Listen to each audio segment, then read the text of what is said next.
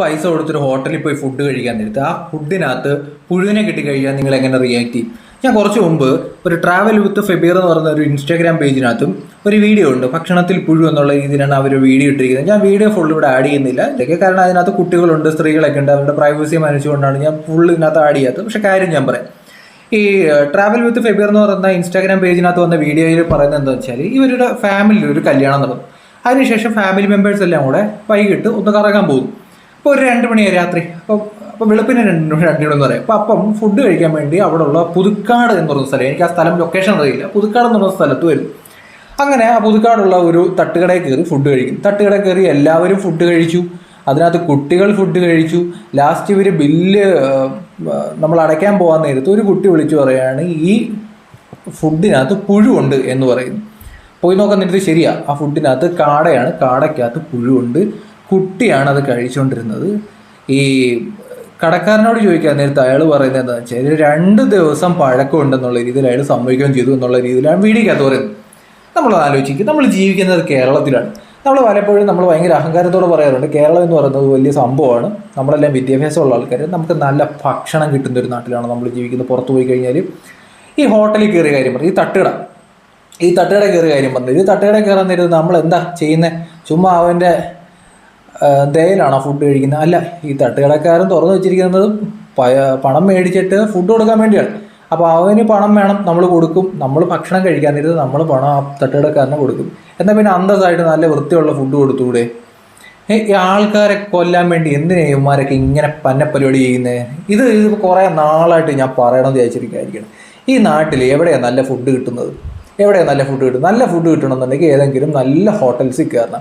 അത് അത്യാവശ്യം നല്ല റേറ്റ് വരുന്ന ഹോട്ടലാണ്. അവർ ഫസ്റ്റ് ക്വാളിറ്റി ഫുഡ് കൊടുക്കും, ഫസ്റ്റ് ക്വാളിറ്റി എണ്ണയിൽ അവരുണ്ടാക്കും. പക്ഷേ സാധാരണ മനുഷ്യരോ, ഇവിടുത്തെ ഒരു മിഡിൽ ക്ലാസ്, അതിന് താഴേക്കുള്ള ആൾക്കാർ കഴിക്കുന്നതെല്ലാം വിഷമാണ്. നമ്മുടെ ഗവൺമെൻറ് കണ്ണും പൂട്ടിയിരിക്കുകയാണ്. എന്തെങ്കിലും ഒരു വിഷയം ഉണ്ടാകുന്നില്ല. അടുത്ത കാലത്ത് എത്രയോ കുട്ടികളാണ് ഈ ഷവർമ കേസിലൊക്കെ മരണപ്പെടുക. അപ്പോൾ എന്ത് പറ്റും? നമ്മുടെ ആരോഗ്യവകുപ്പ് മന്ത്രി ചാടി വീഴും, ഇപ്പം എല്ലാം അങ്ങ് ശരിയാക്കി തരും എന്ന് പറയും. എന്നിട്ട് അടുത്ത കേസ് വരെ ഇവർ മിണ്ടത്തില്ല. ആ സമയത്ത് കുറേ റെയ്ഡ് വരും. നിങ്ങൾ ശ്രദ്ധിച്ചിട്ടുണ്ടോ? ഏതെങ്കിലും ഒരാൾ ഒരു ഫുഡ് പോയിസൺ അടിച്ച് മരണപ്പെട്ട് കഴിയുന്നിട്ട് ഒരു കേസും വഴക്കുമായിട്ട് വരും. എന്നിട്ട് ഉള്ള ഹോട്ടലെല്ലാം അങ്ങ് കയറി ഇറങ്ങും. അപ്പോൾ പോലും ആ ഹോട്ടലിൽ നിന്നും ഫുഡ് വേസ്റ്റ്, അതായത് മനുഷ്യന് വിളമ്പി കൊടുക്കുന്നത് ഫുഡ് വേസ്റ്റാണ്. ആവശ്യമില്ലാത്ത പഴകിയ ഫുഡൊക്കെ ഇവർ പിടിക്കുന്നതാണ്. ഇത് ഒരാൾ മരിക്കുമ്പോൾ മാത്രം നടത്തുന്ന ഒരു കലാപരിപാടിയാണ്. അപ്പോഴും കിട്ടും എന്ത്? വളരെ മോശപ്പെട്ട ഫുഡ്. ഇതെന്നാൽ നേരെയും ചൊവ്വയും അങ്ങ് ചെയ്ത് ഇതുപോലെ വിളമ്പുന്നവന്മാരെ പിടിച്ച് അകത്തിട്ട് കഴിഞ്ഞാൽ നമുക്ക് നല്ല ഫുഡ് കിട്ടത്തില്ല. അതുപോലെ തന്നെ നമ്മുടെ നാട്ടിൽ തട്ടുകടകളുണ്ട്. ഇതിനൊക്കെ ലൈസൻസ് ഉണ്ടോ എന്ന് പോലും എനിക്ക് പലപ്പോഴും സംശയം. വൃത്തിയില്ലാത്ത രീതിയിൽ ഓരോ റോഡ് സൈഡിൽ ഓരോന്ന് തുടങ്ങി വരും. ആർക്കും വേണമെന്നുണ്ടെങ്കിലും ഒരു സാരി ഇങ്ങനെ അങ്ങോട്ട് കവർ ചെയ്തിട്ട് കുറേ ഗ്യാസും കുറേ സാധനവും കൊണ്ടുവച്ച് ഒരു ഓയിൽ ഇട്ട് വറുത്താൻ കൊടുക്കുക. അവിടെ പോയി നിൽക്കുമ്പോൾ പറയാം അതിനൊന്നും വൃത്തിയില്ലെന്ന്. ഒട്ടും വൃത്തിയില്ലാതെ പേപ്പറിനകത്ത്, അതായത് ന്യൂസ് പേപ്പറിനകത്ത് ഈ വാഴയ്ക്കാപ്പും ഒക്കെ പൊതിഞ്ഞ് കൊടുക്കുക. ഇമാതിരി പരിപാടിയാണ് നമ്മുടെ നാട്ടിലൊക്കെ. എന്ത് ഫുഡ് സേഫ്റ്റിയാണ് ഈ നാട്ടിലുള്ളത്? എന്ത് ഫുഡ് സേഫ്റ്റിയാണ്? അതുപോലെ തന്നെ നാട്ടിലെല്ലാം ഇതുപോലെ കുറേ തട്ടുകടകളുണ്ട്. ഇതൊക്കെ കണ്ടാൽ നമുക്കറിയാം ഇതൊന്നും ഗവൺമെൻറ് ലൈസൻസ് പോലും ഇല്ലാതെ പ്രവർത്തിക്കുന്നതായിട്ട് നമുക്ക് തോന്നും. ഈ ഉദ്യോഗസ്ഥരല്ലേ ഇതിൻ്റെ മൂക്കുന്നുമ്പത്തോടെ പോകുന്നത്. ഈ അടുത്ത സമയത്ത് നമ്മൾ കൊല്ലത്ത് കണ്ടെന്താ, കൊല്ലം റെയിൽവേ സ്റ്റേഷന് മുമ്പിൽ ആലോചിച്ച് നോക്കുക. റെയിൽവേ സ്റ്റേഷന് മുമ്പ് ഏത്തക്കപ്പം അതുപോലുള്ള ഐറ്റംസ് ഉണ്ടാക്കുന്ന അവിടെ നിന്ന് ആൾക്കാർ കഴിക്കണം. ഈ ട്രെയിനിൽ വന്നിറങ്ങുന്നവർ ഒരു ചായ കുടിക്കാന്നൊക്കെ പറഞ്ഞിട്ട് വന്ന് കുടിക്കുന്ന സ്ഥലമാണ്. പ്ലാസ്റ്റിക് ഉരുക്കി ഓയിൽ കത്തിച്ചുകൊണ്ടിരിക്കുക അവിടെ നമ്മുടെ നാട്ടിൽ. ഇത് കഴിക്കുന്ന കുട്ടിയുടെ അവസ്ഥ എന്ത്? ഒരു വീട്ടിൽ ഒരു കുട്ടിയുണ്ട്, എന്നാൽ അവന് ഇഷ്ടപ്പെട്ട ഒരു പലഹാരമൊക്കെ മേടിച്ചുകൊണ്ട് പോകാമെന്നൊക്കെ പറഞ്ഞുകൊണ്ട് അവൻ്റെ പോക്കറ്റിൽ കിടക്കുന്ന പണം കൊടുത്തിട്ട് ഈ പ്ലാസ്റ്റിക് കത്തിച്ച ഓയിൽ കൊണ്ടുണ്ടാക്കിയ ഈ ഫുഡ് മേടിച്ചിട്ടുണ്ടായി മനുഷ്യന്മാർ പോകുന്നത്. എന്നാൽ പിന്നെ നാറികളെ, എന്നാൽ പിന്നെ ഈ പൈസ തരുന്നുണ്ട്, എന്നാൽ അത് അന്തസ്സായിട്ട് ഉണ്ടാക്കി കൊടു. ഇനി അതുകൊണ്ട് നിന്മാർക്കൊന്നും ലാഭമില്ലെന്നുണ്ടെങ്കിൽ ഒരു 10 രൂപ കൂട്ട്. ഈ നാശം പിടിച്ചവന്മാർ എന്തിനാ ഇങ്ങനെ ആൾക്കാരെ കൊല്ലാൻ വേണ്ടി ഇതുപോലെ ഓരോ പരിപാടി ചെയ്യുന്നത്? ഒരു ഏത്തക്കപ്പത്തിന് നമ്മുടെ നാട്ടിൽ 10, 12, 15 രൂപ മേടിക്കും. ഇപ്പോൾ ഒരു 17 രൂപയ്ക്ക് എന്നാൽ വൃത്തിയാക്കി ഉണ്ടാക്കിക്കൊടു. ഇത് ചെയ്യത്തില്ല. ഈ നാട്ടിൽ ഗവൺമെൻറ് എന്നൊരു സാധനമുണ്ട്. പന്ന പരിപാടി ചെയ്യുന്ന കുറേ ടീമുണ്ട്. ഇവിടെ കുറേ ആൾക്കാർക്ക് വല്ല കിറ്റ് കിട്ടിയാൽ മതി, അല്ലെന്നുണ്ടെങ്കിൽ ഏതെങ്കിലും പാർട്ടി നോക്കി കുത്തിയാൽ മതി. ഈ നാട്ടിൽ നല്ല ഫുഡ് കിട്ടാൻ ഈ മലയാളികൾക്ക് വല്ല ഗതിയുണ്ടോ? നമ്മൾ നോർത്ത് ഇന്ത്യയിൽ നോക്കിയിട്ട് അല്ലെന്നുണ്ടെങ്കിൽ ബാക്കിയുള്ള ദരിദ്ര രാജ്യത്തേക്ക് നോക്കിയിട്ട് ഇവിടെ ഇരുന്ന് ഡയലോഗ് അടിക്കുക. എന്ത് ഡയലോഗ്? വെളി ഇറങ്ങിക്കഴിഞ്ഞാൽ ഭക്ഷണം കഴിക്കണമെന്നുണ്ടെങ്കിൽ പന്ന പരിപാടി ഇവിടെ നടന്നുകൊണ്ടിരിക്കുന്നത്. ഒട്ടും ക്വാളിറ്റി ഇല്ലാത്ത ഫുഡാണ് തന്നുകൊണ്ടിരിക്കുന്നത്. കാശുള്ളവനാണെന്നുണ്ടെങ്കിൽ ഏതെങ്കിലും ലക്ഷറി ഹോട്ടലിൽ പോയി കഴിഞ്ഞാൽ നല്ല ഫസ്റ്റ് ക്വാളിറ്റി സാധനം കിട്ടും. അതില്ലാത്തവന് സാധാരണക്കാരൻ ഇവിടുത്തെ ഗവൺമെൻറ് സർവീസിൽ ജോലി ചെയ്യുന്ന ഒരു മിഡിൽ ക്ലാസ് എന്ന് തന്നെ പറയേണ്ടത്. ഈ ഫുഡ് ഇൻസ്പെക്ടർമാരുണ്ടല്ലോ, ഇവരൊക്കെ പണിയെടുത്ത്, എനിക്കിത് കൂടുതൽ പറയാൻ, നിങ്ങളൊക്കെ കൃത്യമായ രീതിയിൽ പണിയെടുത്ത് കഴിഞ്ഞാൽ നിങ്ങളുടെ മക്കൾ വരെ പുറത്ത് പോയി കഴിക്കുന്ന ഇമാതിരി ചവറ.